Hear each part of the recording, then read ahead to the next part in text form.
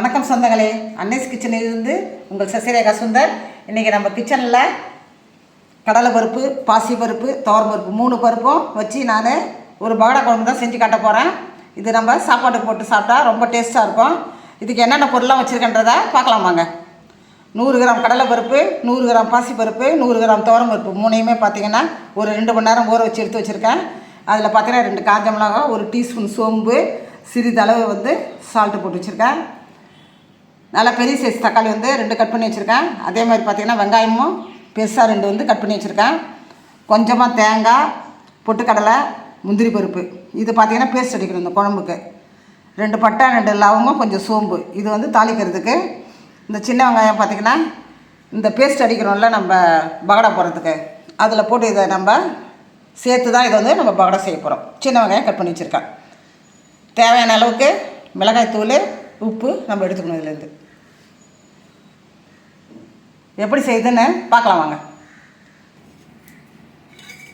அடுப்பத்தை வச்சாச்சு. அதுக்கு நம்ம பாத்திரம் வச்சுட்டோம். பாத்திரம் நல்லா காஞ்சிடுத்து. இப்போ குழம்பு தாளிக்கிறதுக்கு கொஞ்சமாக எண்ணெய் ஊற்றி, எண்ணெய் நல்லா காஞ்சிடுத்து. இந்த பட்டை, லவங்கம், சோம்பு இதை போட்டுக்கலாம்.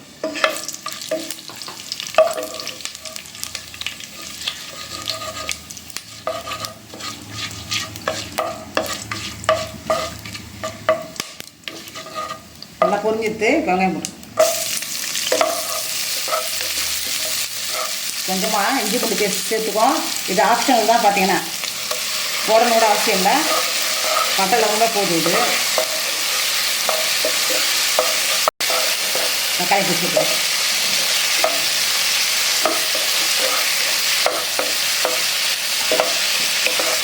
வெங்காய தக்காளிலாம் நல்லா வதக்கிட்டு இப்போ நம்ம குழம்புக்கு தேவையான தண்ணி ஊற்றிக்கலாம். 3 டீஸ்பூன் மிளகாத்தூள் உள்ள போட்டுடலாம். குழம்பு மிளகாத்தூள் தான் இது. 3 டீஸ்பூன் போட்டாச்சு. குழம்புக்கு தேவையான அளவுக்கு உப்பு போட்டுக்கலாம். நான் திட்டமாக போடுறேன், அப்போ டேஸ்ட்டு பார்த்துட்டு அப்புறம் போட்டுக்கலாம்.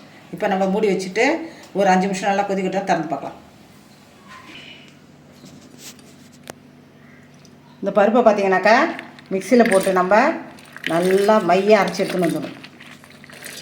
அப்போ தான் நம்ம இந்த பகடா பார்த்திங்கனாக்கா நல்லா குழம்புல ஊறும்போது நல்லாயிருக்கும். டேஸ்ட்டாக சாப்பிட்றதுக்கு நல்லா சாஃப்டாகவும் இருக்கும், டேஸ்ட்டாகவும் இருக்கும்.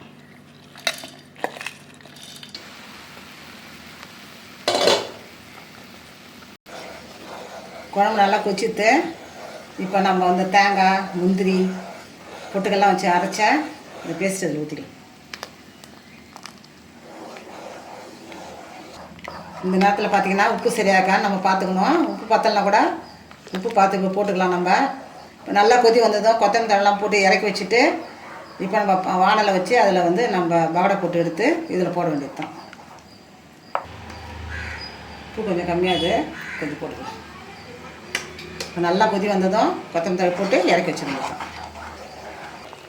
நல்லா கொதி வந்துட்டு இப்போ கொத்தமல்லி தழையும் கருவேப்பிலை கொஞ்சம் போட்டு கேஸ் ஆஃப் பண்ண வேண்டியது தான். அடுப்பத்தை வச்சாச்சு. அது மேலே பாத்திரம் வச்சுட்டோம். இப்போ நம்ம பாத்திரத்தில் எண்ணெய் ஊற்றிக்கலாம். ஸ்லோவில் வச்சுருக்க அடுப்பை. இப்போ நம்ம மாவை பிசைச்சு எடுத்துன்னு வந்துடலாம். நல்லா வழன்னு அரைச்சி எடுத்துன்னு வந்துட்டோம். இதில் பார்த்தீங்கன்னா கொஞ்சமாக தான் உப்பு போட்டுருக்கோம். ஏன்னா குழம்புல உப்பு போட்டாச்சு, தேவையான அளவு உப்பு போட்டோம். அதனால் இதுக்கு முழு உப்பு தேவையில்லை, கொஞ்சமாக உப்பு இருந்தாலே போதும். புரோட்டீன் சத்து அதிகமான இந்த துவரம் பருப்பு, பாசி பருப்பு, கடலை பருப்பு இதை வச்சு செய்யும்போது குழந்தைங்களுக்கு ரொம்ப ஆரோக்கியமாக இருந்து. இந்த வெய்ய நாளில் பார்த்திங்கன்னா காரக்குழம்பு வச்சு சாப்பிட முடியல நம்மளால். டெய்லி சாம்பார்னாக்கா பசங்க ரொம்ப போர் அடிக்குதுன்னு சொல்லுதுங்க. அதனால் பார்த்திங்கன்னா இனிமேல் டிஃப்ரெண்ட்டாக நம்ம செஞ்சு கொடுத்தா கொஞ்சம் விரும்பி சாப்பிடுவாங்க. இப்போ சின்ன வெங்காயத்தை கட் பண்ணி வச்சுருக்கேன், அதையும் சேர்த்துக்கலாம். சின்ன வெங்காயம் தான் போடணுன்னு கிடையாது, பெரிய வெங்காயம் இருந்தாலும் அதை நம்ம நைஸாக கட் பண்ணி இதில் சேர்த்துக்கலாம். கொஞ்சமாக கொத்தமல்லி தழையும் கறிவேப்பிலையும் சேர்த்துக்கலாம்.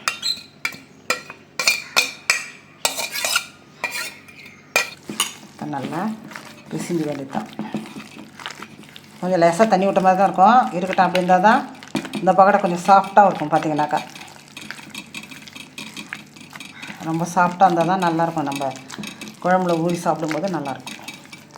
ஏன்னா நல்லா காஞ்சிட்டு இதை நம்ம கொஞ்சம் கொஞ்சமாக மீடியம் ஃப்ளேமில் வச்சு போட்டுவிட்டுருவோம்.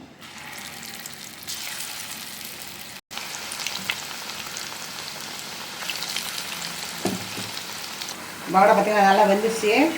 இது ரொம்ப சேவணும்னு அவசியம் இல்லை, நம்ம வெந்தாலே போதும். அப்போ தான் நம்ம இதை நல்லா குழம்புல ஊறி சாப்பிட்டா நல்லாயிருக்கும்.